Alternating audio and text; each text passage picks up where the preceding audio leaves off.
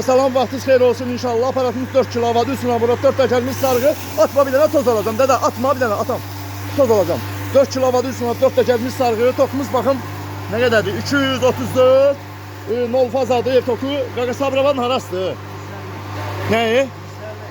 Sabiravanın Mürsəlli kəndidir. Gözəl qardaşlar, əziz çəkən qardaşlar. At qardaşım, üstdən güzel əl qoyuşun. At.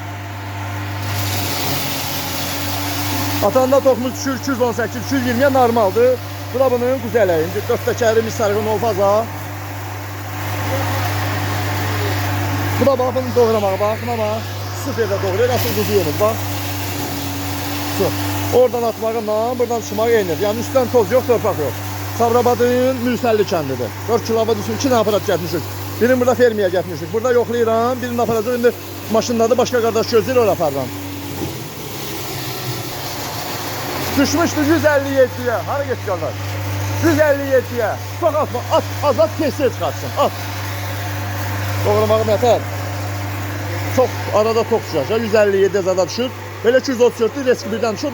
Çok kalın atır da. Ama az azat testi de tez doğrasın. Yani sen çok atanda gelişebilir ama az atanda buna bak.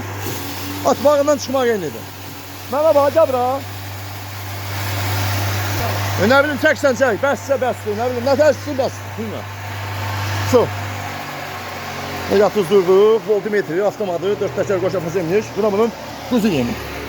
Kanka, mənə bax, az at, tez doğrasın, milli nətər?